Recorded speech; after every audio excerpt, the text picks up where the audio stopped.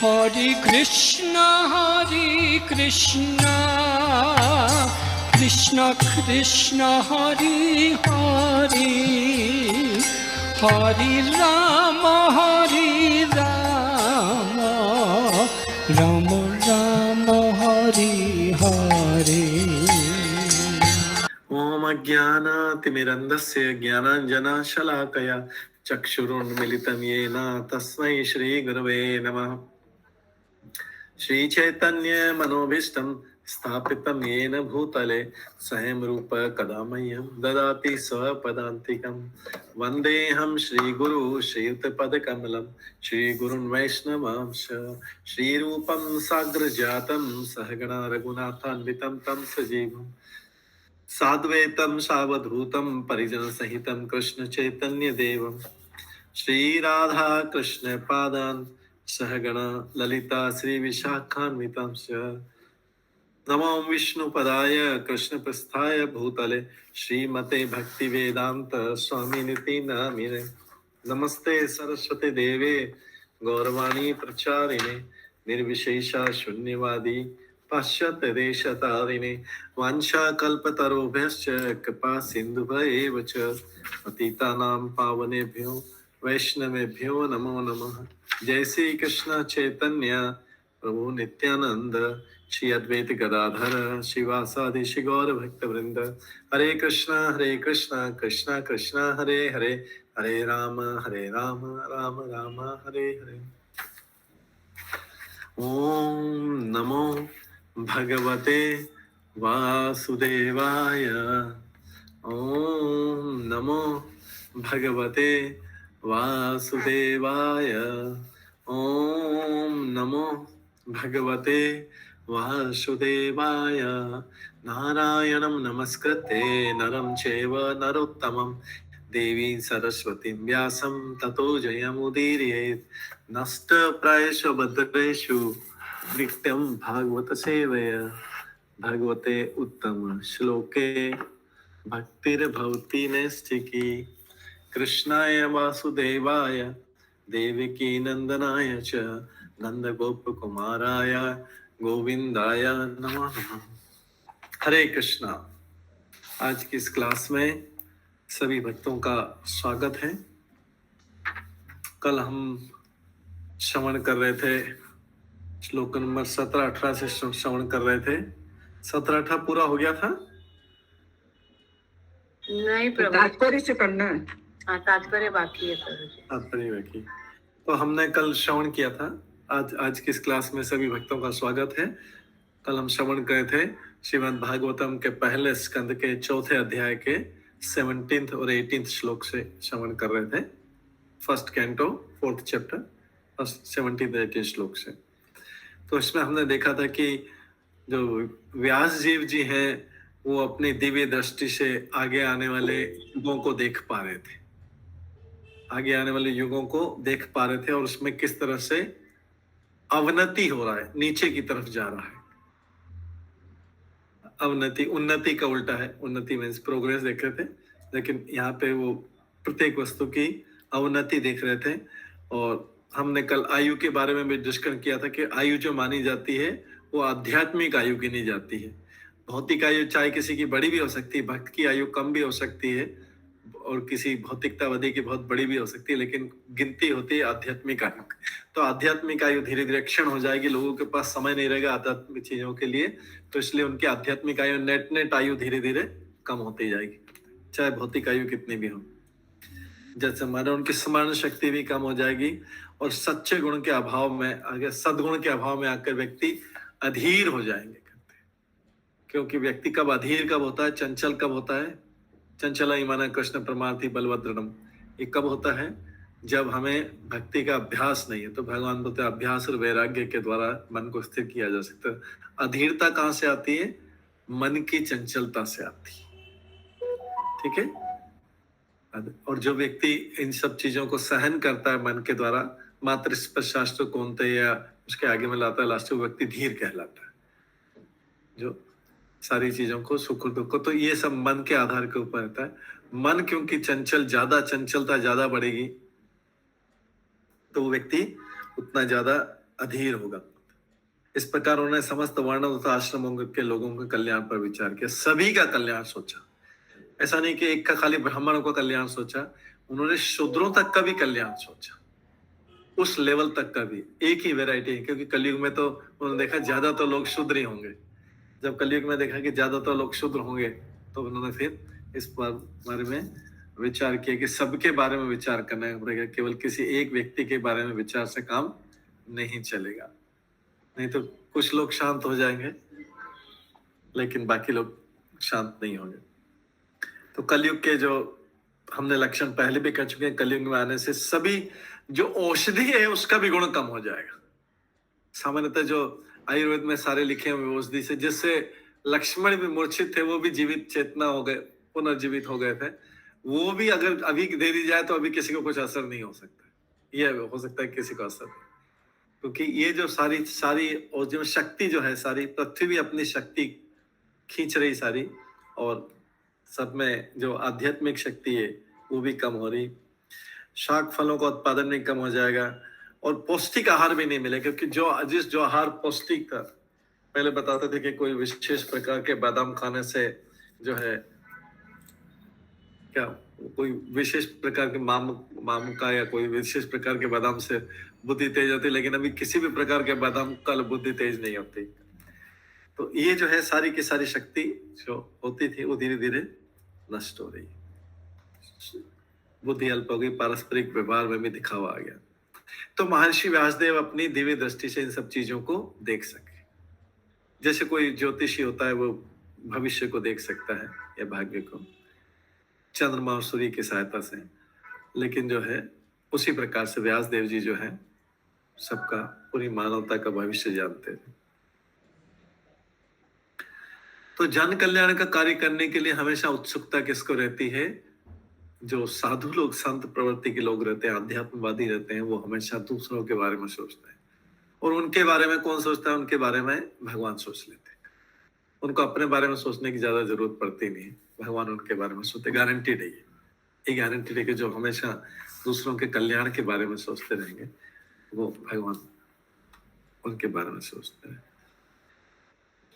तो इसलिए इस युग में सब लोग अभागे हैं, और क्षय रोग के बारे में बताया गया। टीबी और ये क्षय रोग होते हैं, इससे शरीर जो है क्षय होता है। ऐसे भी बहुत सारे लोग होंगे। तो व्यासदेव जी इन सब के बारे में सोच रहे थे। तो जैसे कोई हम बोलता है मानव सेवा, माधव सेवा बोलते हैं, तो हम बोलते हैं नहीं, माधव सेवा करना है। तो हमने देखा कि उसके बजाय, उनसे बहस करने के बजाय उनसे बोलना चाहिए हाँ हम भी आपसे एग्री होते हैं, मानव सेवा करना चाहिए, लेकिन आप मानव सेवा भोजन के द्वारा कर रहे हैं, हम दूसरे तरीके से कर रहे हैं। हम जो है माधव के द्वारा मानव सेवा कर रहे हैं, तो फिर उनको ठीक लगेगा हाँ माधव सेवा। नहीं तो उनको जैसे माधव सेवा, उनको माधव सेवा बोलते हैं, वो मतलब भगवान की मूर्ति पूजा समझते हैं। केवल उनको ये लगता है मूर्ति में ये जलाना, तो वो उससे चिढ़ते हैं। तो उनको बोलना चाहिए हम मानव सेवा करें, लेकिन हम माधव के द्वारा मानव सेवा करें, बिना माधव के मानव सेवा नहीं हो सकती। नहीं तो फिर बहुत लंबी बहस हो जाएगी। तो सबसे बड़े मानवतावादी देखेंगे, यहाँ पे लिखा है सबसे बड़ा मानवतावादी कौन है?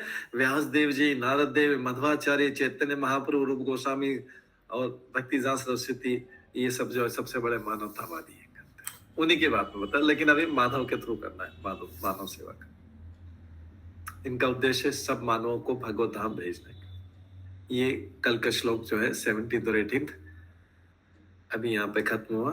अब हम 19वें श्लोक से करते हैं। चातुर्होत्रम कर्म शुद्धम प्रजानां भिक्षवेदिकं व्यदधात यज्ञ संतत्ये वेदम एकम चतुर्विधम। अब ये थोड़ा सब लोग ध्यान से सुनेंगे, थोड़ा सा टेक्निकल चीज है ये। आगे जो हम वर्णन बताएंगे, ये तो अभी श्लोक का पहले अनुमान। उन्होंने देखा कि वेदों में वर्णित यज्ञ वे साधन है जिससे लोगों की वृत्तियों को शुद्ध बनाया जा सकता है। अब यज्ञ शब्द जो है ये कॉमन शब्द है। लोग समझते हैं जिसमें फायर, अग्नि जलाई जाए और आहुति डाली जाए, केवल वही यज्ञ होता है। लेकिन यज्ञ जो है सबको ही समझना है, यज्ञ एक कॉमन सामान्य शब्द है, ये कई जगह यूज हो सकता है, इसके कई मीनिंग हो सकते हैं, कई प्रकार के अदर, कई मीनिंग नहीं, यज्ञ कई प्रकार के यज्ञ हो सकते हैं। हमने अभी तक बचपन से एक ही यज्ञ देखा है कि जिसमें अग्नि जला के आहुति, उसी को यज्ञ बोलते हैं। लेकिन यज्ञ के द्वारा, ये वेदों में यज्ञ को बोला गया है, वो साधन है। यज्ञ, पहले तो यज्ञ की डेफिनेशन क्या है? यज्ञ वो साधन या क्रिया है जिससे लोगों की वृत्तियों को, वृत्ति सामान्य भाषा में सब लोग उनके जो नेचर लेके आए, संस्कार लेके आए, उसको सामान्य भाषा में ऐसे समझ लो। और वृत्ति का और भी मीनिंग होता है, लेकिन सामान्य भाषा में अपने हम जो बचपन से संस्कार या स्वभाव लेके आए, बिहेवियर नहीं, स्वभाव लेके जो है, बिहेवियर तो व्यवहार जो व्यक्ति के ऊपर निर्भर करता है, किसी के साथ कोई अच्छा व्यवहार करता है, उसका दूसरे के साथ व्यवहार, ये व्यवहार बदलता रहता है, लेकिन स्वभाव एक अलग चीज है। स्वभाव, उसके अंदर क्या भाव है, किस भाव को लेके उत्पन्न हुआ है, वो है उसका स्वभाव। व्यवहार बदल सकता है, वो बदल, किसी को देख के व्यवहार बदल सकता है, ये हो सकता है, लेकिन स्वभाव जो एक अलग चीज है, वो संस्कारों से उससे है। तो उन्होंने देखा कि वेदों में वर्णित यज्ञ वे साधन है जिनसे लोगों की वृत्तियों को शुद्ध बनाया जा सकता है। वृत्तियों को शुद्ध बनाया जा सकते हैं, मतलब जो जन्म काल से लेके जो अपनी वृत्तियां, संस्कार लेके आ रहे हैं, उनका शुद्धिकरण यज्ञ के द्वारा किया जा सकता है। जैसे गर्भाधान संस्कार में भी यज्ञ किया जाता है, और विवाह संस्कार में भी यज्ञ किया जाता है, या दूसरे बीच में बच्चों का यज्ञोपवीत संस्कार भी होता है, जिसमें जनेऊ पहनाता है, यज्ञोपवीत संस्कार होता है, तो वो शुद्धिकरण। जो दीक्षा होती है उसमें भी यज्ञ किया जाता है। तो यज्ञ क्या है? हमारी वृत्तियों को जो हम संस्कार और वो लेके आए हैं, कोई प्रॉब्लम नहीं है, कोई ये नहीं बोल सकता अपने माता पिता को बुरा बुरा बोलेगा, अरे इन्होंने कुछ मेरे को संस्कार नहीं दिए, कुछ भी नहीं किया, नहीं, कोई प्रॉब्लम नहीं है। जो आए पूर्व जन्म के कर्म लेके आए, लेकिन इसका मतलब ये नहीं कि दरवाजे बंद हो गए। उसका मतलब है कि ये आपको फिर से उन वृत्तियों को, संस्कारों को शुद्ध करने का एक और अवसर दिया जाएगा दूसरे जन्म के द्वारा। इस दूसरे जन्म को बोलते हैं, जो हमारी दीक्षा होती है, हमारा दूसरा जन्म होता है। तो ठीक है, जो मिला हो गया, हमारे पूर्व जन्म कर्म फल के कारण जो माता पिता के उससे मिला, माता के गर्भ से मिला और पिता के, उसको जीवन भर कर्ज नहीं कर सकते, उसको ही नहीं बोल सकते कि मेरा सब कुछ खराब हो गया। गुरु के द्वारा आपको उस वृत्तियों को शुद्ध करने का, या बीच में साधुओं के द्वारा दूसरा, जो एक तो दूसरा जन्म भी मिलता है, और सारी वृत्तियों को शुद्ध करने का बार बार मौका मिलेगा यज्ञ के द्वारा। यज्ञ वो साधन है। इसलिए पहली लाइन को ही ध्यान से पढ़ेंगे। उन्होंने देखा, किसने? व्यास जी ने देखा कि वेदों में वर्णित यज्ञ वे साधन है जिनसे लोगों की वृत्तियों को शुद्ध बनाया जा सकता है। मतलब कलयुग में भी ये संभव है कि हम अपनी वृत्तियों को शुद्ध बनाने, चाहे हम शुद्ध रूप में भी पैदा क्यों नहीं हुए। कविता बता, माता जी का प्रश्न है। कविता माता जी। यस, हरे कृष्णा प्रभु जी। तो ये हम जो साधना वाला प्रोसीजर होता है, उससे हमारे संस्कार शुद्ध नहीं होते क्या? वो भी मैं बता रहा हूँ, उसी पे आ रहा हूँ। यज्ञ के प्रकार में ये साधना भी हमारा है। जब भी यज्ञ है, जब यज्ञ बोलते हैं, जब भी यज्ञ, आहुति किसके डाल रहे हैं? हमारा जो मंत्र का उच्चारण है वो आहुति डाल रहा है। जैसे अग्नि में होता है ना, अग्नि में अग्नि जलती तो उसमें यज्ञ की सामग्री एक की बार डाली जाती है, अग्नि और होती है। ऐसे जप यज्ञ में जप जो बोल रहे हैं, उच्चारण कर रहे हैं, ये आहुति है। उसमें यज्ञ किसको करने के लिए किए जाते हैं? विष्णु को प्रसन्न करने के लिए किए जाते हैं। भागवत गीता हमेशा बताता है, अब भागवत गीता में श्लोकों का विष्णु या कृष्ण की प्रसन्नता के लिए होता है। तो ये जो वृत्तियां शुद्ध हो रही, ये भी उन्हीं के माध्यम से हो रही। अग्नि में क्यों डाला जाता है सामग्री, और क्या वो बोलते हैं ना, ओम स्वाहा स्वाहा स्वाहा, अग्नि के द्वारा। स्वाहा कौन है? अग्नि की पत्नी का नाम है स्वाहा। तो उसके मुख से अग्नि में जा रहा है, और अग्नि के द्वारा विष्णु के पास जा रहा है, क्योंकि भगवान अग्नि, एक तो भगवान ब्राह्मण के मुख से ग्रहण करते, एक दूसरा अग्नि के मुख से भी ग्रहण करते हैं। भगवान विराट का अग्नि उनके मुख से, अग्नि के मुख से ग्रहण करते हैं।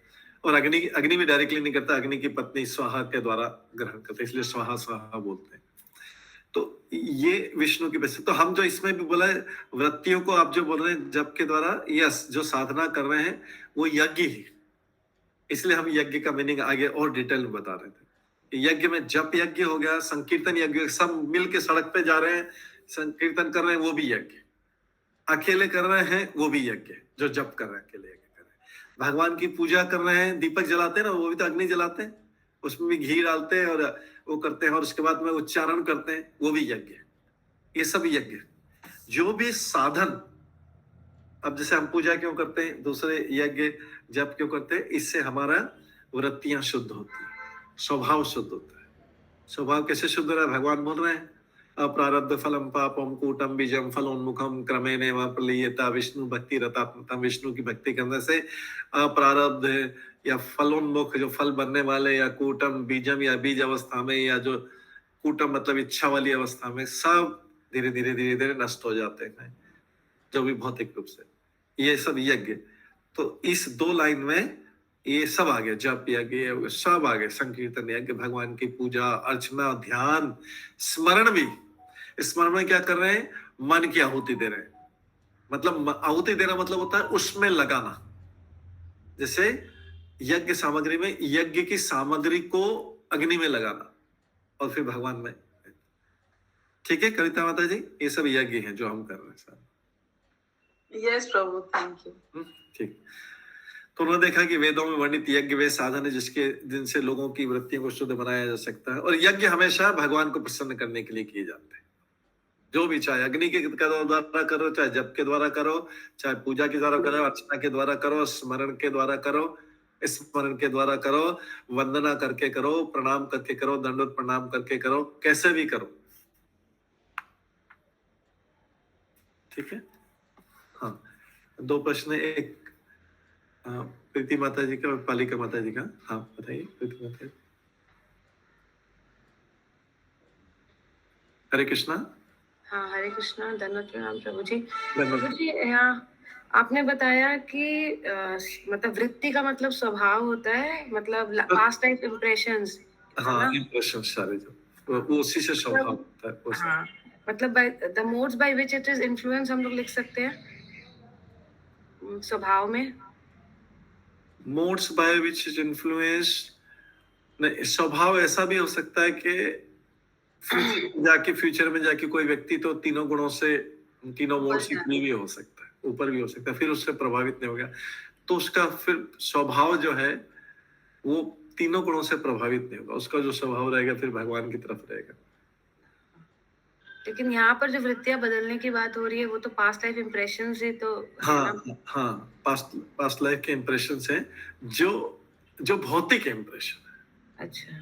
हाँ, शुद्ध तो वृत्ति को, कौन सी वृत्ति को शुद्ध बनाया जा रहा है, जो शुद्ध नहीं है। नहीं है। ठीक है, इसका मतलब है कि भौतिक वाली है वही वृत्ति। हाँ। जो शुद्ध है उसको क्यों परिवर्तित किया जाए। हाँ। उसको तो परिवर्तित नहीं किया जाए। और प्रभु जी, आपने बताया व्यवहार और स्वभाव में अंतर होता है। व्यवहार मतलब एक्सटर्नल होता है, वो डिफरेंट पर्सन के साथ डिफरेंट हो सकता है।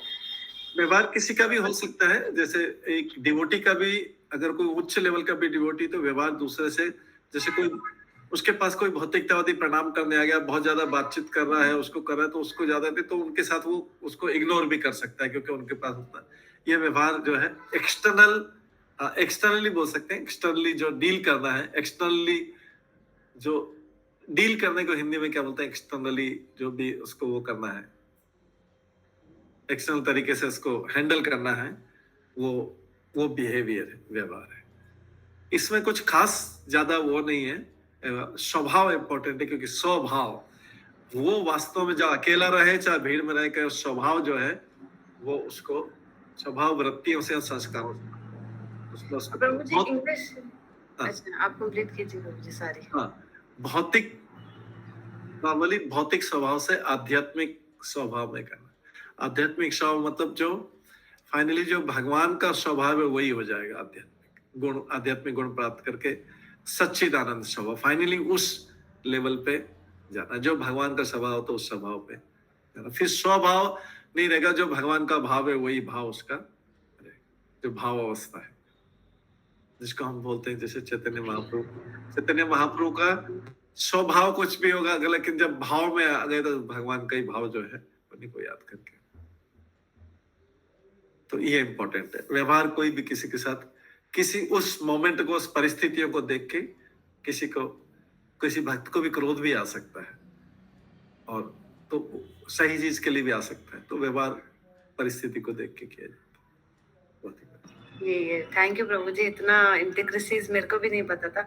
और प्रभु जी इसमें ना इंग्लिश बुक में ये जो वृत्ति का इंग्लिश दिया हुआ है, peoples occupation could be purified. Yes, इसी गुणों कर्म से तो जैसे हम जिन गुणों में संस्कार, मतलब हम पर्टिकुलर गुण लेके आए ना, उसके बाद उसी को जो भौतिक गुण की बात कर रहे हैं तो उन्हीं को वृत्ति कहना। उसी से स्वभाव बनता है। किसी की जल्दी, कोई इरिटेट हो जाता है, कोई इरिटेट नहीं होता है, कोई बहुत ज्यादा शांत रहता है, कोई बहुत ज्यादा एग्रेसिव, ऐसा अलग अलग ये सब किस किस गुण को लेके आए। फिर वो गुण, तो उन गुणों को, भौतिक गुणों को त्यागने की तरफ जाना है, ये वृत्ति को शुद्ध करना है। न कि उन चीजों का स्ट्रेंथन करना, न कि उन चीजों को मजबूत करना। अपने गुणों को मजबूत करने के लिए नहीं आए, उन गुणों को, प्रकृति के गुणों को। इसलिए जो वृत्ति लेके आया वो फिर अगर उसको वही गुण में रहेगा तो उसी से पलेगा पोसेगा। जैसे कोई इरिटेट हो रहा है, उसको सारी परिस्थिति इरिटेट करने वाली, उसको किंग बना दिया जाएगा तो और इरिटेट होगा, और ऐश्वर्य मिलेगा, ज्यादा उसको फलने फूलने का। उसको ऐसा चीजों का त्यागने का वो करना। शुद्ध वृत्ति को शुद्ध करना मतलब अपनी वृत्तियों को भगवान की तरफ मोड़ना और वैसा बनाना।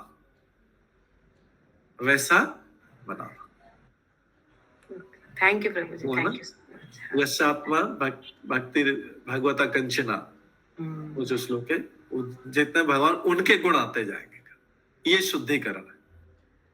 भौतिक गुणों को त्यागना और उन गुणों को ग्रहण करना। सेकंड था पालिका माता जी का, उसके बाद में नीलम लखानी माता जी। पालिका माता जी का मैं पूरा देख नहीं पाया था, क्या क्वेश्चन था उसमें, खाली पार्शियली दिख रहा था यहाँ पे स्क्रीन। पालिका हाँ, एक मिनट नीलम माता जी, एक और सेकंड उसमें था। ठीक, पालिका माता जी कोई प्रश्न है आपका, या शायद कुछ कमेंट दिखा था चैट में। हरे कृष्णा, सॉरी प्रभु जी, थोड़ा मेरा स्पीकर में प्रॉब्लम हो रहा था। जी प्रभु जी, मैं यही पूछ रही थी, आपने कूटम बीजम बताया था ना, तो आप थोड़ा एक्सप्लेन कर देंगे उसको। हरे कृष्णा। हाँ, जैसे एक एग्जांपल लेते हैं, आई थिंक प्रभुपाद ने दिया था, ट्रैफिक लाइट का एग्जांपल देते हैं। जैसे ट्रैफिक लाइट का एग्जांपल होता है कि ट्रैफिक सिग्नल होते हैं, रेड, ग्रीन और येलो सिग्नल होते हैं। तो अगर हमने रेड सिग्नल को क्रॉस कर लिया तो हमारा चालान बन जाएगा। हम गाड़ी लेके जा रहे हैं तो हमारा नंबर नोट हो जाएगा, चालान बन जाएगा। ठीक है, ये हमारा मान लीजिए सिंफुल एक्टिविटी हो गया, सिंफुल एक्टिविटी हो गया। अब ये इसका मतलब है कि हमने बीज बो दिया। अब क्या वेट करेंगे, घर पे या मोबाइल पे इसके फल का वेट करेंगे।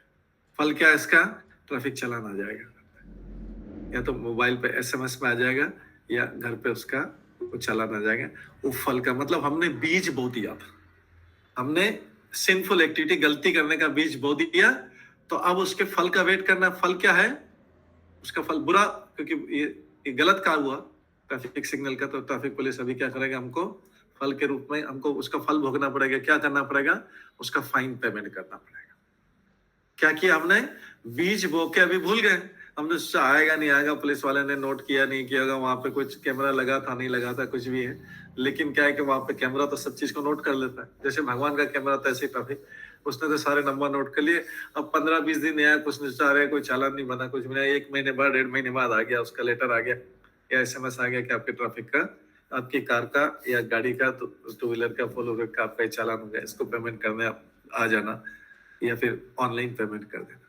ये बीज बोया था। ठीक है, अब जो है कूटम क्या होता है, अब बीज बोने के बाद में जो हमें ट्रैफिक चालान आया है, लेटर है, अभी हमने ट्रैफिक चालान का जो लेटर आया है उससे हमको पेमेंट करना पड़ेगा। अब कई लोग उसके आने के बाद भी पेमेंट नहीं करते हैं, उसके लेटर के आने के बाद भी, फिर बाद में कोर्ट में सेटलमेंट होता है उसको पेमेंट। वो है फलोन्मुख। अभी हमको फल मिला नहीं क्योंकि हमने पेमेंट नहीं किया है, बुरा फल मिला नहीं है, मतलब अपने लॉस नहीं हुआ अभी हमने, तो उसको बोलते हैं फलोन्मुख, मतलब फल के लिए तैयार हो गया, लेटर है गया, फल के लिए तैयार हो गया। फलोन्मुख मतलब होता है फल की तरफ जो उन्मुख हो रहा है, अभी फल मिलने वाला है। तो जो ट्रैफिक पुलिस से जो लेटर आया है वो फलोन्मुख, और जब आपने पेमेंट कर दिया है इसका मतलब आपने उसका फल भुगत लिया है। पेमेंट किया मतलब लॉस हो गया ना, हमने जो फाइन पे किया है वो लॉस हुआ, इसका मतलब आपने फल, आपकी जेब से पैसा चला गया, फल भोग लिया। लेटर जो फलोन्मुख में, और जो रेड सिग्नल क्रॉस किया था वो आपने बीज बोया है। वो क्या किया है, जो रेड सिग्नल क्रॉस कर लिया, बीज बो दिया है, फल का वेट करो और फिर फाइनली फल भोगो। ये 3 चीज हो गया।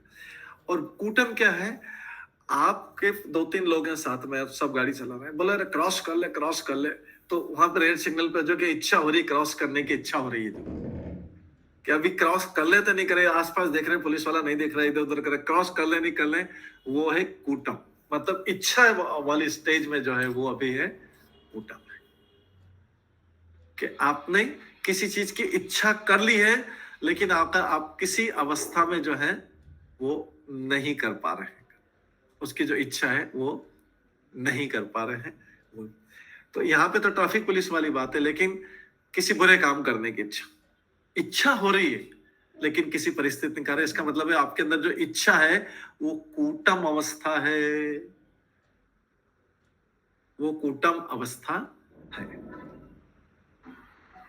हालांकि कलयुग में बोला गया कि इच्छा अवस्था में दंड नहीं मिलता है कलयुग के लिए, लेकिन ये श्लोक तो जनरल है, श्लोक जनरल है।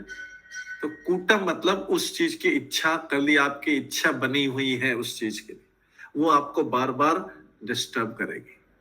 तो इसलिए विष्णु भक्ति में बोला गया है, सारी स्टेज आ गई देखिए, अप्रारब्ध मतलब उसका भी फल नहीं आया था, इसलिए अप्रारब्ध फलम पापम कूटम बीजम फलोन्मुखम क्रमेण प्रलीयता विष्णु भक्ति रतात्मतम।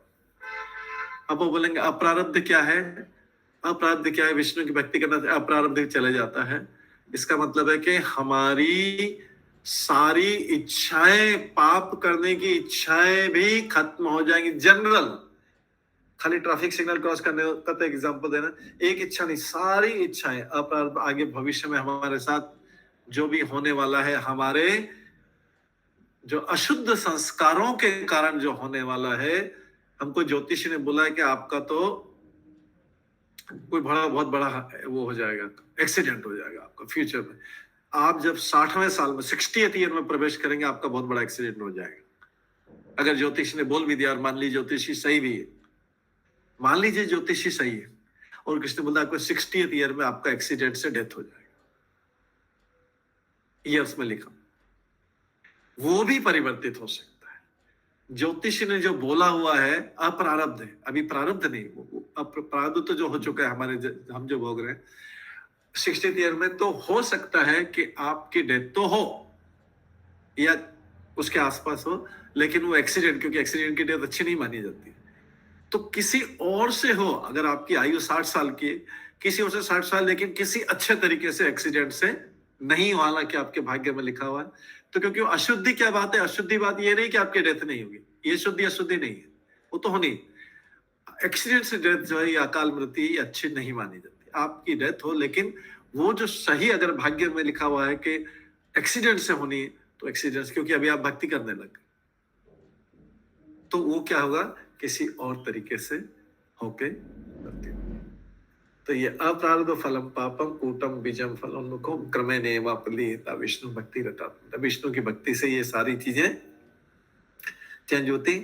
जो पाम की हथेली के लाइंस भी, ये सब चेंज हो जाती। इनफैक्ट श्लोक आता है कि जगन्नाथ रतात्मतम में कहते हैं कि इसको जो तालियां भगवान के, उसमें तालियां बजाने से हाथ की रेखाएं चेंज हो जाती।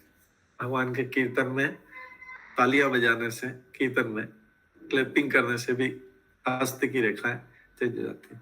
तो ये जो हस्त की रेखाएं, वो सब किससे बने हुए हैं, ये पूर्व जन्मों के संस्कारों से बने, सब पूर्व जन्म के संस्कारों से। लेकिन भक्ति में आके सब चेंज हो सकता है, सब कुछ चेंज हो सकता है। भक्ति इतनी प्रभावशाली भक्ति की महिमा है, विष्णु की भक्ति करने से महिमा। ऐसा नहीं कि डेथ नहीं रुकेगी, नहीं, यह बीमारी नहीं, बीमारी ऐसी होगी कि भयानक नहीं होकर दूसरी छोटी मोटी होके उस तरीके से उस लेवल तक सारा चेंज हो जाएगा। ये है इसका। ठीक है, नेक्स्ट टर्न में है नीलम लखानी माता जी, उसके बाद आगे शिवानी माता जी। जरा नीलम माता जी। हरे कृष्णा प्रभु जी, दंडवत प्रणाम प्रभु जी। मैं ये जानना चाह रही थी, जी, विचार, भावना और संवेदना तीनों एक चीज है या अलग अलग है?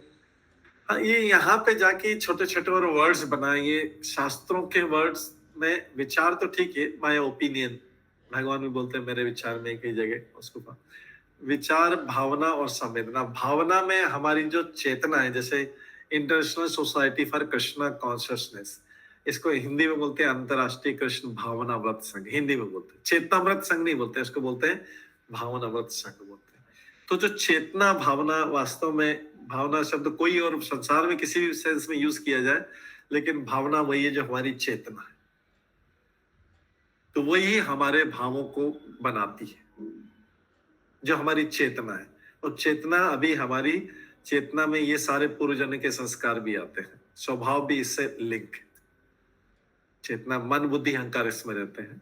इसी को तो अभी इसलिए बोल रहे हैं, हमको क्या करना है, जब हम international society for Krishna consciousness में आ गए, मतलब हमारी जो भौतिक चेतना है, या आप उसको भावना बोल दो, आपकी लैंग्वेज में अगर बोलना तो उसको भावना बोल दो, इसको हमको चेंज करना है, उसको कृष्ण भावना बनाना है या कृष्ण चेतना बनाना है, अभी भौतिक है। ठीक है, और इसी से हम अपने जो व्यक्त करते हैं या सोचते हैं, इसी चेतना के आधार पर वो विचार बनते हैं। हमारी चेतना या आपकी लैंग्वेज में भावना के ऊपर हमारे विचार बनते हैं। अगर बुरी चेतना है तो बुरे विचार बनेंगे, या बुरी भावना है तो बुरे विचार बनेंगे, और अच्छी भावना है या अच्छी चेतना है तो अच्छे विचार बनेंगे।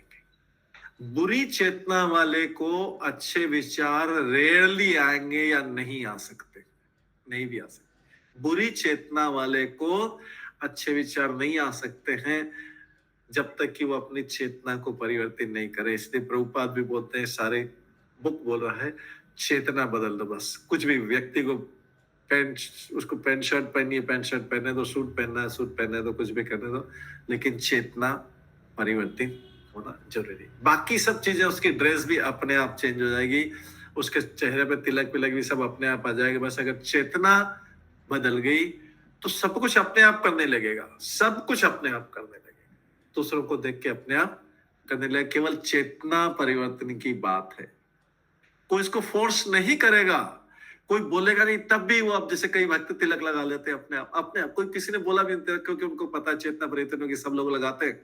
अच्छा ही ये बात है, उन्होंने अपना पढ़ लिया सुन लिया, तो बस वो तिलक लगाना चालू अपने आप, किसी ने बोला नहीं।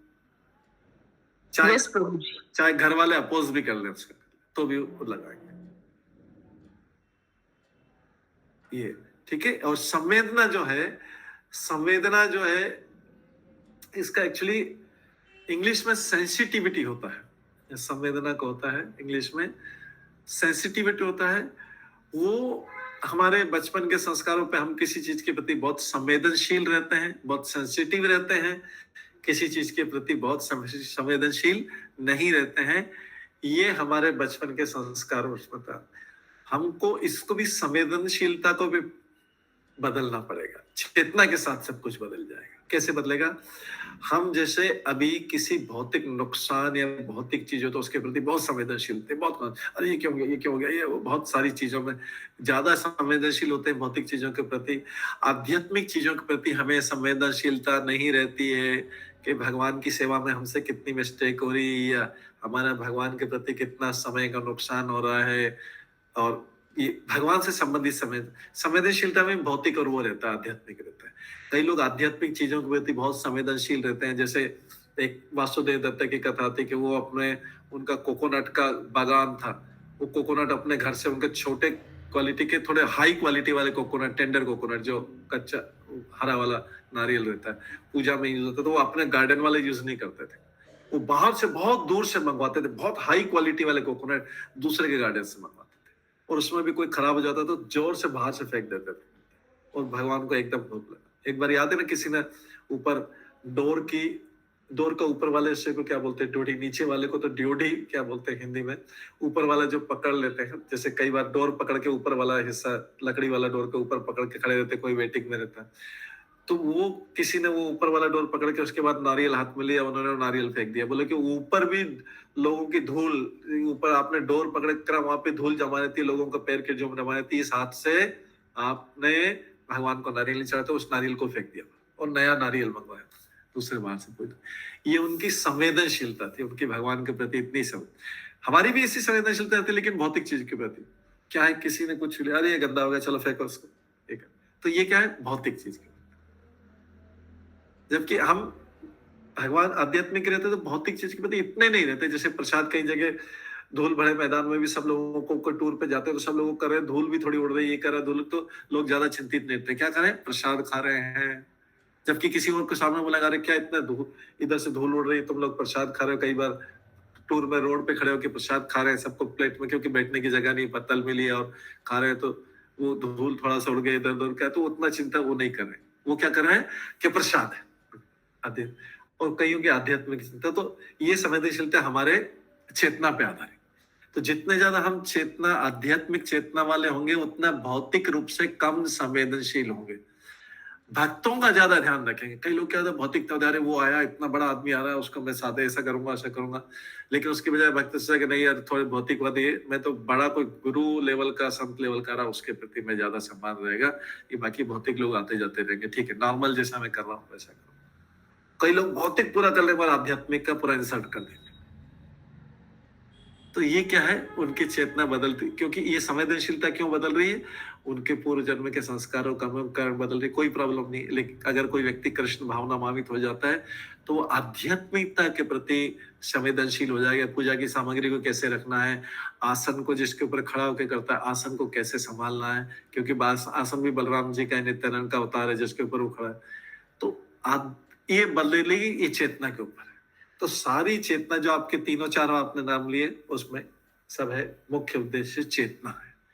जिसको आप भावना बोल रहे हैं वो भी ठीक है, उसका अगर चेतना को भावना बोल रहे हैं तो ठीक है, बट समझना कि वो चेतना ही है। ठीक है नीला माता जी? यस यस प्रभु जी, बहुत अच्छे से समझ में आ गया, thank you very much. Thank you. Shivani माता जी? हरे कृष्णा प्रभु जी, धन्यवाद, प्रणाम। प्रभु जी, अभी आपने बताया था ना कि अगर एक्सीडेंट से हमारी डेथ होती है तो ये नॉर्मल नहीं है, तो फिर नॉर्मल डेथ कौन सी होती है? मतलब जनरली हम यही समझते हैं कि डेथ जैसे भी वो नॉर्मली है, हर किसी का एक दिन होता है और वो मर जाता है।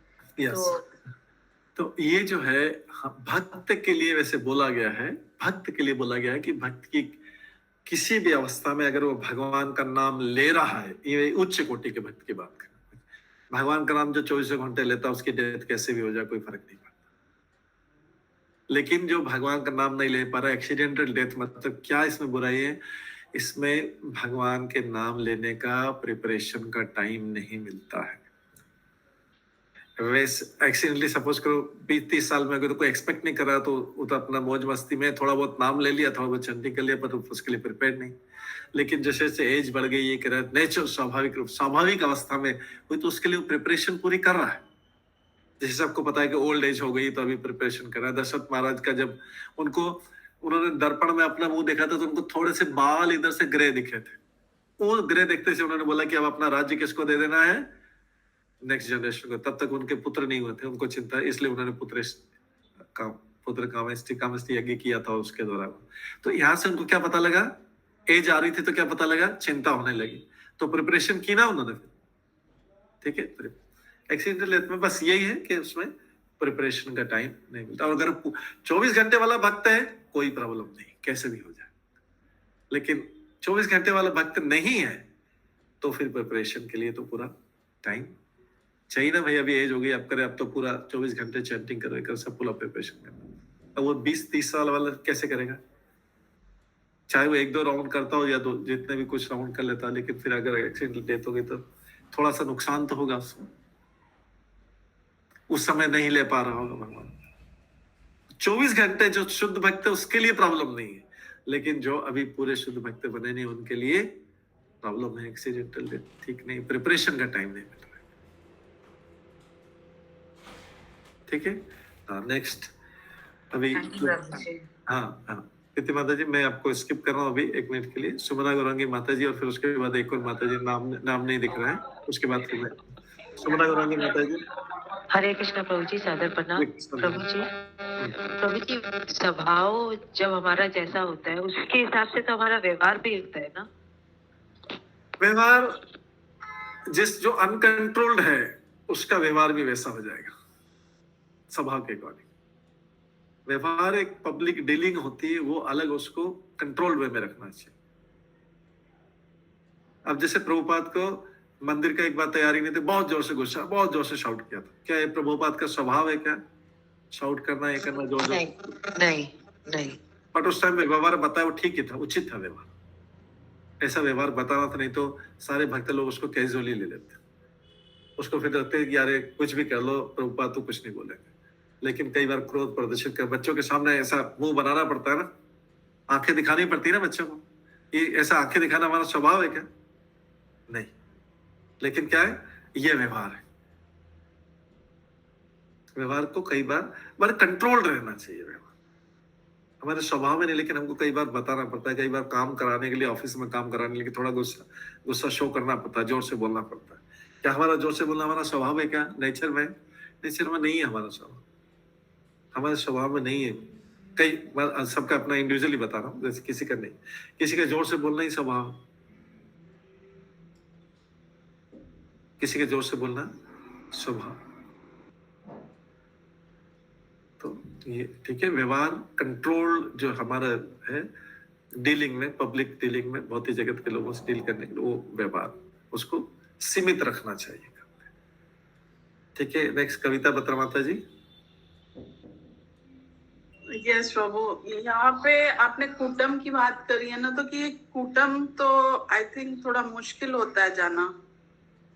कुटुंब भगवान की भक्ति करते हैं, भगवान की भक्ति के इच्छाओं का ही शुद्धिकरण हो जाता है। जब तक हमारी इच्छाएं शुद्ध नहीं होगी, हम भगवत धाम नहीं जा सकेंगे। इच्छा के लेवल तक होके इच्छा का शुद्धिकरण होता है। जब इच्छा का शुद्धिकरण का मतलब है कि अब हमको कोई भौतिक इच्छा नहीं रहा, अब केवल भगवान की सेवा की इच्छा है। इसका मतलब इच्छा तो बदल हो गई ना, शुद्धिकरण हो गया। इच्छा ऐसा नहीं कि हमको खत्म करना है, इच्छा ऐसा कहीं नहीं बोला गया किसी भी ग्रंथ में, इच्छा को खत्म करना। इच्छाओं का शुद्धिकरण करने की बात की, मतलब अब सेवा, अब इधर की जो इच्छा थी के बजाय सेवा करने की इच्छा, भौतिक भोग करने की बजाय सेवा किसकी हो गई? अब किसकी सेवा? भगवान की सेवा करने की इच्छा। तो शुद्धिकरण हो गया ना, ऑटोमेटिकली हो गया शुद्धिकरण। ओके, पर प्रभु वो डीप रूटेड होते हैं ना, आप बता रहे जैसे काफी टाइम से रहते हैं, इसीलिए आप। हाँ, तो फिर भी भगवत धाम जाने के लिए तो उन इच्छाओं को शुद्धिकरण है। प्रभुपाद ने लिखा है ना कि अगर गुलाब जामुन खाने की भी इच्छा बाकी रह गई तो वापिस भौतिक जगत में आना पड़ेगा गुलाब जामुन खाने के लिए, अगर मृत्यु के समय, बोला है ना। यस। तो इसका मतलब है कि बट ये कर सकते हैं कि हाँ भगवान के पास जाके सेवा करना, उसी इच्छा को बदल सकते हैं। यहाँ के एंजॉयमेंट की इच्छा नहीं करके भगवान की सेवा करने की इच्छा रहेगी भगवान के लोग, तो ये शुद्धिकरण हो गया।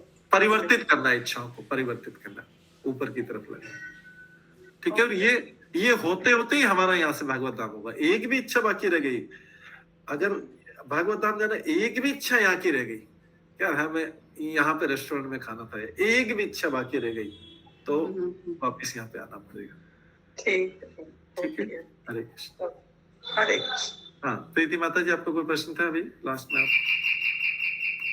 हरे कृष्णा, सादर प्रणाम। थैंक यू प्रभु जी, इतना बहुत अच्छा लग रहा है, इतना क्लियरिटी।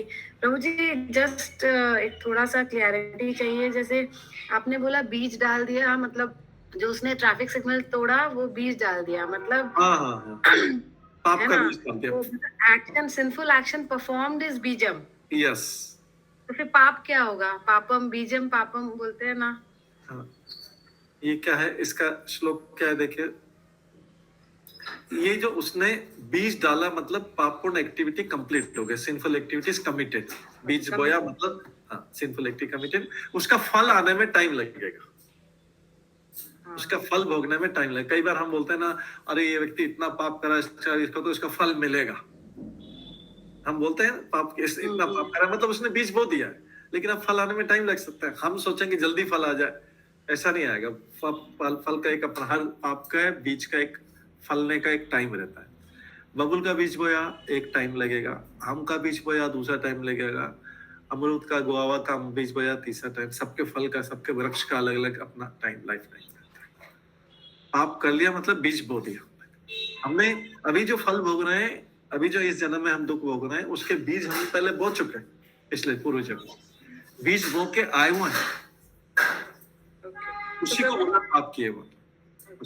हाँ हाँ, और फलोन्मुखम तो क्या होगा, प्रारब्ध होगा क्या प्रभु जी? नहीं, फलोन्मुखम वाली फल बनने वाला। हमने बोला था कि आपके पास में लेटर आ गया है, वहां से फाइन का लेटर आ गया है कि आप 2 महीने के अंदर, 1 महीने के फाइन पे कर दो।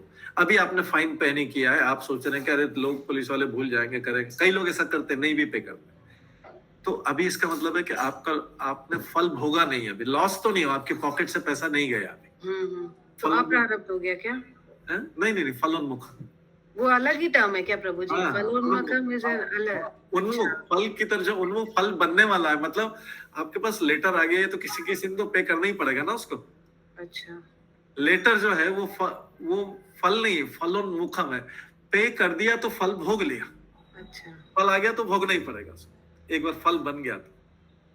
फलोन्मुख कोई भी फल बनने की, जैसे आम का पेड़ है, तो आम जो पूरा राइपन, पूरा पका नहीं है, उसको बोलते हैं कच्चा है, जिसको हम बीच में तोड़ लेते हैं, वो फलोन्मुख है। जो जिसको कच्चा आम बोलते हैं ना, जिसकी सब्जी भी बनाते हैं, कच्चा या चटनी बनाते हैं, वो फलोन्मुखम। पका आम फल है, इसको बोल रहे हैं हम फलोन्मुखम। मतलब फल बन चुका है, फल की उन्मुख है, बट पका हुआ अभी नहीं, कच्चा है। ठीक है, तो अलग है, क्योंकि सब टर्म अलग अलग है। अप्रारब्ध फल, अप्रारब्ध मतलब जो अभी आया ही नहीं है सारा, वो कट सकते हैं सब। उसी सीरियल में कटेंगे जिसमें श्लोक है, अप्रारब्ध फलम पापम कूटम बीजम फलोन्मुखम क्रमेणेव प्रलीयेता विष्णु भक्ति। क्रम से, जिस क्रम से ऊपर श्लोक में आया उस क्रम से नीचे।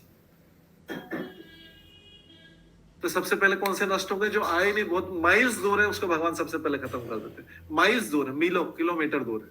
लेकिन जो आ गए एकदम सबसे ज्यादा फलोन्मुख, कच्चे केरी हो गई तो पका आम तो पकेगा ही सही, तो एकदम पास में आ गया। और जो फल हो गए हैं, भोग रहे हैं, वो तो फिर खत्म ही नहीं होगा, जो ऑलरेडी आ गए। ठीक है, तो जो ऑलरेडी आ जाते हैं प्रभु जी, उसको प्रारब्ध बोलते हैं ना? हाँ, उसको प्रारब्ध। ओके। और जो आने वाले बहुत दूर है, वो अप्रारब्ध। तो और इसके इसके बीच के बीच में स्टेज का, ये सारी चीजें। ओके, थैंक यू प्रभु जी, अब क्लियर हुआ। ठीक है, तो ये हमने, हाँ, अब ये श्लोक इसमें है, सब लोग ध्यान से सुनिएगा। इसमें एक वेद के व्यासदेव जी ने इसको 4 भाग कर दिए। एक वेद के 4 भाग कर दिए। किस लिए कर दिए? कलयुग के लोगों की बुद्धि बहुत कम है। कम बुद्धि वाले लोगों को, अब जैसे क्या करते हैं कि अगर ऐसी भागवतम पूरे 18 पार्ट एक में मिला दें। मान लीजिए कि भागवतम के 18 भाग जो है, छोटी छोटी बुक है ना, 18 भाग, कितने 18 बुक है ना, अगर इसको एक बुक बना दे तो क्या करेंगे लोग? भागवतम ही नहीं पढ़ेंगे, उसको टच नहीं करेंगे, दूर से उसकी पूजा करते रहेंगे। रोज पूजा करेंगे, रोज उसमें चंदन लगाएंगे, पूजा करेंगे, गंगा जल छिड़केंगे, लेकिन उसको हाथ नहीं लगेगा। इतनी बड़ी बुक, इसको कैसे पढ़ेंगे, क्या करेंगे? हिम्मत ही नहीं होगी। लेकिन क्या किया प्रभुपाद ने? इसको 18 भाग में डिवाइड कर दिया, 18 पार्ट में। फिर भी हालांकि मोटी है बुक, 18 भाग में डिवाइड कर दिया। उसी प्रकार से वेद व्यास जी ने एक वेद को 4 वेदों में विभाजित कर दिया। लेकिन 4 वेदों को विभाजित करने का आधार था उसका।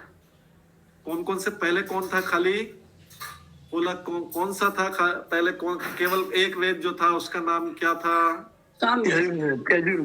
यजुर्वेद था। केवल एक वेद था, यजुर्वेद। उसके बाद उसको कितने भागों में लिखा? 4 भागों में लिखा। 4 भागों में क्या हुआ? ऋग्वेद, सामवेद, यजुर्वेद और अथर्ववेद, 4 वेद बनाए। अब आप सोचेंगे क्यों, किस आधार पे बनाए? तो पहले, इससे पहले हम समझते हैं यज्ञ, समझते हैं पहले, क्योंकि यज्ञ शब्द पहले आया ना। वेदों में वर्णित यज्ञ के साधन, जो अग्नि वाला यज्ञ होता है उसको समझते हैं पहले क्या होता है। अग्नि वाले यज्ञ में 4 लोग बैठते हैं, अगर पूरा प्रॉपर तरीके से किया जाए। अभी वाले पंडित जी का नहीं, पहले टाइम जब वैदिक काल में था 4 प्रकार से। एक कौन सा होता है, ध्यान दीजिएगा इसका, इसलिए मैं टेक्निकल बोल रहा था। पहला कौन सा होता है, एक होता है खाली आहुति देने वाला, अपने आप नहीं देता, वो सब जो पीछे बोले जाएगा। एक क्या होता है, एक कम से कम 4 लोग चाहिए यज्ञ वेद के अनुसार कराने के लिए, कम से कम 4। एक कौन सा होता है, आहुति देने वाला, जब बोला जाएगा तब आहुति। दूसरा को होता है कि यज्ञ में कोई गलती तो नहीं होना है, सुपरविजन करने के लिए, 7 चीजें देखना है कि कोई गलती से तो कुछ भी इधर उधर नहीं हो रहा है, उसका काम ये देखने का है। तीसरा, सामग्री इकट्ठा करने वाला, ये लाओ वो लाओ, वो जो यजमान जो है, जो भी यज्ञ अच्छा ये होना चाहिए, सब इधर उधर सब सामान रख दो, इधर घी रख दो, इधर तिल रख दो, इधर ये रख दो, इधर कुछ घास का आसन, ये सब चीजें इकट्ठी करता है। तीसरा ये होता है। और चौथा होता है यज्ञ का मुख्य ब्राह्मण, जिसकी देख रेख में पूरा यज्ञ होता है, हेड, जिसकी देख रेख में पूरा होता है। 4 लोग चाहिए यज्ञ कराने, वही जब बोलेगा तभी वो आहुति वाला आहुति देगा, मंत्र उच्चारण करने वाला। इसी में एक मंत्र उच्चारण, वही मंत्र उच्चारण मेनली वही करता है। फिर उसको मंत्र उच्चारण करेगा, तब जब वो जैसे बोलेगा स्वाहा, तो फिर ये आहुति डालेगा। ठीक है, समझ गए। 4, एक आहुति देने वाला, एक होता है कि कोई देख रहे कोई गलती, तो कोई मिस्टेक तो नहीं होना है, क्योंकि जो हेड वाला भी गलती जल्दी जल्दी में हुआ, कई कुछ चीजें भूल गई, जल्दी कुछ गलती हो रही। तो वेद वाली यज्ञ में गलतियां नहीं स्वीकार है, उसमें स्वीकार नहीं गलतियां, गलत यज्ञ हो जाएगा तो हमने भागवतम में स्टोरी पढ़ा हुआ है, मंत्र भी गलत बोल दिया, कर दिया, सब उल्टा प्रभाव हो जाएगा। इसलिए कलयुग में यज्ञ करने की, इस यज्ञ करने की जरूरत भी नहीं है। पहला आहुति, दूसरा कोई गलती नहीं है, बता रहा हूँ। और भी काम होंगे, मैं छोटा छोटा सरल भाषा में बता रहा हूँ यज्ञ की क्रियाओं को देखने। तीसरा है सामग्री उपादान इकट्ठा करने, ये सामान सारा होना चाहिए यज्ञ के। और चौथा यज्ञ का मुख्य ब्राह्मण, देख रेख जिसके लिए होता है। इस यज्ञ के आधार पर, इसके आधार पर वेदों को 4 वेद में बांटा गया है। इसके आधार पर एक वेद को 4 वेद में, ठीक है, ऐसे वेद को 4। तो ऋग्वेद क्या है, पहला शब्द क्या बोला था हमने, आहुतियां वाला, है ना। 4 जो भाग बताए थे यज्ञ के उसमें। तो ऋग्वेद में और भी चीजें हैं, हम केवल याद रखने के लिए जो आधार है, जैसे आहुतियां वाला है वो यज्ञ, वो कौन सा हो गया, ऋग्वेद हो गया। दूसरा है सामवेद। सामवेद किसका है, गलतियों को शोधन करने वाला, गलतियों को सुधारने वाला सामवेद। तीसरा है यजुर्वेद, जिसमें उपादान और सामग्री को इकट्ठा करने की तैयारी करना, संस्कार बताना कौन कौन सा इसके बाद करना है। और अथर्ववेद, परिचालन करना। परिचालन मतलब पूरे यज्ञ को, उसको बोलते हैं ब्रह्म ब्राह्मण, ब्रह्म ब्राह्मण। ठीक है, तो इनके नाम भी हैं। ऋग्वेद का ब्राह्मण होता, जो आहुति डालता है उसको क्या बोलते हैं, होता। सामवेद उद्वत, जो ब्राह्मण है, दूसरा ब्राह्मण। यजुर्वेद का ब्राह्मण है आधार, और अथर्ववेद का ब्राह्मण है जो है वो ब्राह्मण है। तो इस प्रकार से 4 हो गए। इसको आपको याद रखने की जरूरत नहीं है, ऐसे ही बताने के 4 प्रकार से किसका आधार, किस आधार पर इसको डिवाइड किया। कोई ये नहीं कि कौन से ब्राह्मण को क्या बोलते हैं, लेकिन ये क्रियाएं कि 4 इस प्रकार से 4 भाग में हुआ है।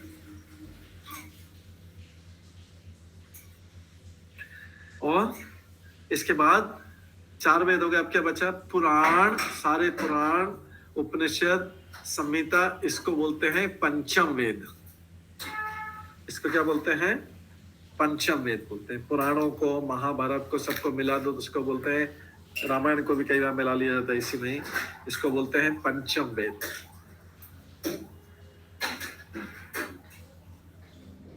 ठीक है, तो 4 वेदों में बांटा जब इसको व्यास जी ने, सब लोग सुन रहे हैं, 4 वेदों में बांटा। तो चारों वेदों बांटने से क्या हुआ, उसका एक एक आचार्य बना दिया। उन्होंने इसके नाम आगे आएंगे, आज नहीं पढ़ पाएंगे हम शायद, देखते हैं अभी। तो जैसे 4 खंड हो जाने के, पेल ऋषि को ऋग्वेद का आचार्य बना दिया, जैमिनी ऋषि को सामवेद का आचार्य बना दिया, वैशंपायन को यजुर्वेद का आचार्य बना दिया, ये सब इसमें है। और सुमंत मुनि को अथर्ववेद का आचार्य हो गए। चारों वेद का एक इंचार्ज हो गया। क्या आप लोग इसका प्रचार करो। एक वेद को 4 बांटा, लेकिन 4 को एक 4 में बांटने के बाद भी एक हिस्से को भी एक संभाल नहीं पा रहा, इतना सारा उसमें ज्ञान। 4 आचार्य बनाए, चारों के नाम दिए आगे किस लोग। और 5वें का आचार्य किसको बनाया, पुराणों का और महाभारत का इंचार्ज किसको बना दिया, रोमहर्षण को बना दिया। रोमहर्षण को बना दिया 5वें पंचवेद। वास्तव में वेद का भाग नहीं है, लेकिन उनको सबको मिला के पंचवेद बोल दिया।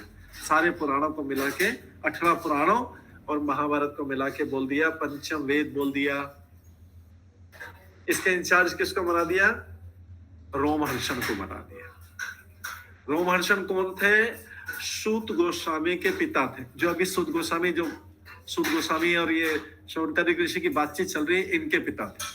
फिर बाद में देखेंगे कि इनके पिता को चला दिया, वध कर दिया था बलराम जी ने, वो बाद में हम सुनेंगे। तो 4 वेद के 4 इंचार्ज बनाए, चारों के नाम हमने बता दिए। पेल ऋषि को ऋग्वेद का बना दिया, जैमिनी को सामवेद का बना दिया, वैशंपायन को यजुर्वेद का बना दिया, और सुमंतु मुनि को अथर्ववेद का बना दिया इंचार्ज। 4 वेद हो गए, चारों का इंचार्ज बना दिया। आगे आप इसको प्रचार करो। और इसके बाद में रोमहर्षण को बाकी पुराण और संहिताएं आप सबका इंचार्ज बना दिया।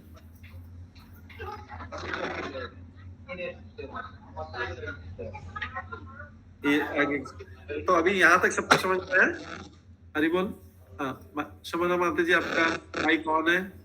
शमना गंगा माता जी माइक ऑन है आपका। हाँ, कविता माता जी और फिर अनिता शर्मा माता जी। हाँ, कविता माता जी पहले। कविता माता जी। प्रभु थोड़ा गलती से हो गया शायद। ओके ठीक है। अनिता शर्मा माता जी। हरे कृष्ण प्रभु जी, दंडवत प्रणाम। दंडवत प्रभु प्रणाम। जी, मुझे एक बार फिर से वो बता दीजिए ना, ऋग्वेद आहुति के लिए है और सामवेद वाला। ठीक है, फिर से आहुति और भी सारी चीजें हैं, हम बस उसमें से एक चीज बता रहे हैं जो याद रखने के लिए। आहुति वाले के लिए ऋग्वेद। जी प्रभु, जी प्रभु। दूसरा सामवेद क्या है, क्या है? जो गलतियों का शोधन करने, गलतियां कोई होना नहीं चाहिए, या फिर गलतियां हो रही तो उसको सुधार लिया जाए, परिष्कार करने के लिए, वो सब ज्ञान सामवेद में है। और भी बहुत सारा ज्ञान है। ये यजुर्वेद उसका ज्ञान दे रहा है, सामग्रियों को, उपादान सामग्री को इकट्ठा करना, जो यज्ञ में यूज की जाएंगी सारी सामग्री, सारी जो सामग्रियां, वो यजुर्वेद का उसका ज्ञान हो गया। उसकी तैयारी, सामग्री की तैयारी, संस्कार कर क्या क्या करना है वो।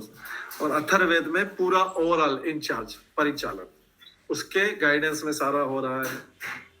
वो हेड हो गया, उसके यज्ञ का मुख्य ब्राह्मण हो गया, उसका ज्ञान यज्ञ मुख्य रूप से कैसे करना है वो किसमें आ गया, अथर्ववेद।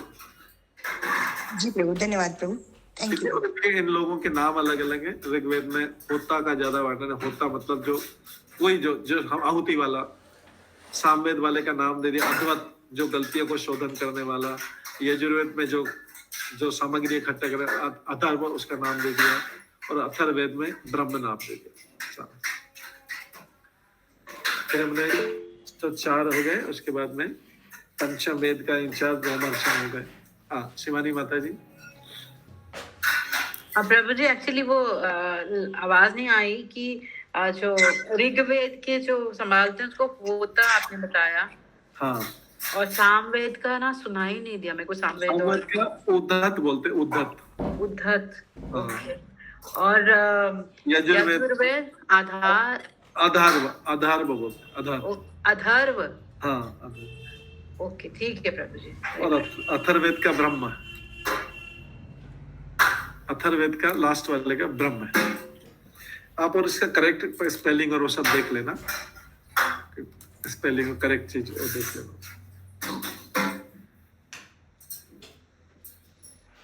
और क्या बचा? संहिताएं। संहिताएं ऋषियों ने अपने अपने अनुभव के ऊपर बनाई थी संहिताएं।